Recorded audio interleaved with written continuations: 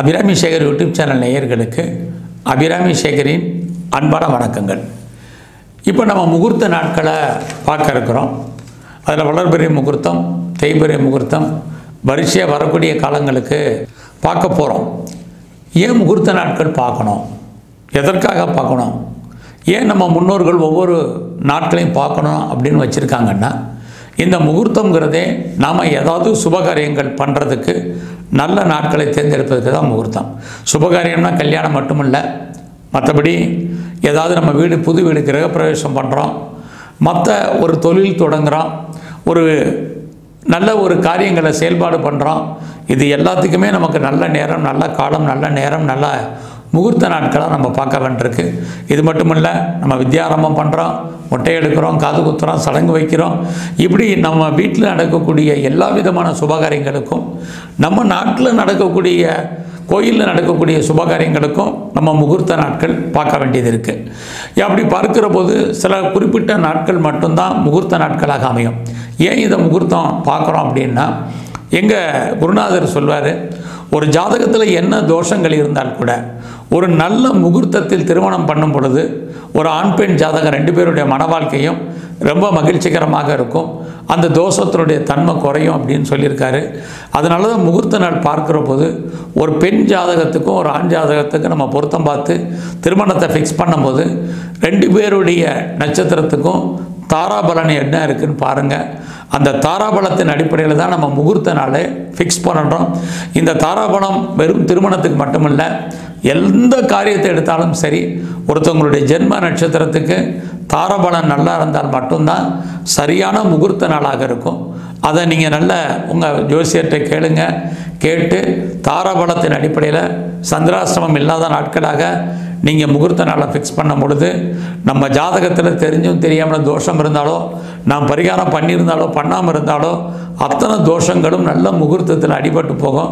அதுக்காகத்தான் நம்ம முகூர்த்த நாளை நம்ம பார்க்குறதுக்கு காரணம். இங்கே நம்ம வளர்பிறை முகூர்த்தம், தேய்பிறை முகூர்த்தம் எதுவாக இருக்குது அப்படிங்கிறத பொதுவாக நம்ம பார்க்குறோம். நமக்கு என்னென்ன உங்களுக்கு வளர்பிறை வேணுமோ வளர்பிறை முகூர்த்தத்தை எடுத்துக்கோங்க. ஆனால் வளர்பிறை முகூர்த்தங்கிறது ஒன்லி நம்ம கிரகப்பிரவேசத்துக்கு மட்டும்தான், குறிப்பாக புது வீடு கட்டி நம்ம ஹவுஸ் வார்மிங் பண்ணுறதுக்கு மட்டும்தான் வளர்பிறை முகூர்த்தம் தேவை. மற்ற எந்த காரியங்களுக்கும், அது திருமணமாக இருக்கட்டும், சடங்காக இருக்கட்டும், மொட்டை போடுறதாக இருக்கட்டும், இதுக்கெல்லாம் தேய்பிறை முகூர்த்தம் போதுமானது. முதலாக ஒரு குழந்தைக்கு நீங்கள் வித்யாரம்பம் கொடுக்குறீங்க, கல்வி கொடுக்குறீங்கன்னா மட்டும் வளர்பிறையில் எடுங்க. மற்றபடி ஒவ்வொரு காரியத்துக்கும் நம்ம வளர்பிறை பார்க்கணுங்கிற அவசியம் இல்லை. நல்ல முகூர்த்த நாட்கள், மறுபடியும் நான் சொல்கிறேன், யாருக்கு என்ன காரியம் பண்ணுறோமோ அவங்களுடைய ஜென்ம நட்சத்திரத்துக்கு தாராபலத்துக்கு உகந்த நாட்களை எடுத்தாலே போதுமானது. இப்போ வாங்க நம்ம எந்தெந்த மாதத்தில் எந்தெந்த முகூர்த்த நாட்கள் இருக்குங்கிறத நம்ம தொடர்ச்சியாக பார்ப்போம். இப்போ நம்ம பங்குனி மாதம் முகூர்த்த நாட்களை பார்க்குறோம். இந்த சோபகிருது வருஷத்தினுடைய கடைசி மாதம் பங்குனி மாதம். பங்குனி மாதத்தில் வளர்பிறை முகூர்த்தம் என்ன, தேய்பிறை முகூர்த்தம் எத்தனை இருக்குது, முகூர்த்த நாட்கள் என்ன, அதற்கான ஆங்கில தேதி என்ன, என்ன கிழமையில் இந்த முகூர்த்தம் இருக்குது, என்ன அன்றைக்கி நட்சத்திரம் திதி, அன்றைக்கி என்ன யோகத்தில் முகூர்த்த நேரம் இருக்குது, முகூர்த்த நேரம் என்ன லக்னத்தில் அது விழுகுதுங்கிறதெல்லாம் இப்போ பார்க்குறோம். இந்த சோபகிருது வருஷத்தினுடைய கடைசி மாதம் பங்குனி மாதம், அதனுடைய வளர்பிறை தேய்பிறை முகூர்த்தங்கள் என்ன, அதுக்கான ஆங்கில தேதி என்ன, என்ன நட்சத்திரத்தில் அந்த முகூர்த்தம் இருக்குது, என்ன திதி வருது, என்ன யோகம் வருது, எத்தனை மணிக்கு முகூர்த்த நேரம் ஆரம்பித்து முடியுது, என்ன லக்னத்தில் முகூர்த்தம் ஆரம்பிக்குதுங்கிறதெல்லாம் இப்போ நம்ம விரிவாக பார்க்குறோம். அப்படி பார்க்குற போது நம்ம சோபகிருது வருஷம் பங்குனி மாதம் ஃபஸ்ட்டு வளர்பிறை முகூர்த்தம் என்னான்னு பார்க்குறோம். பங்குனி மாதம் 7ஆம் தேதி, இங்கிலீஷ்க்கு பார்த்திங்கன்னா மார்ச் 20ஆம் தேதி, புதன்கிழமை, அது வளர்பிறை முகூர்த்தம். ஏகாதசி திதி அன்றைக்கி இருக்குது. அன்றைக்கி பூச நட்சத்திரம் நடப்பில் இருக்குது. அன்றைக்கி சித்த யோகம் இருந்துக்கிட்டே இருக்குது. அன்றைக்கி முகூர்த்த நேரம்னு பார்த்திங்கன்னா காலையில் 9 மணியிலேருந்து 10:15 என்ன லக்னம் விழுகுதுன்னா ரிஷப லக்னம் முகூர்த்த நேரம் விழுகுது. இது ஒரே ஒரு வளர்பிறை முகூர்த்தம் இருக்குது. அடுத்து பங்குனி மாதத்தில் 3 தேய்பிறை முகூர்த்தம் இருக்குது.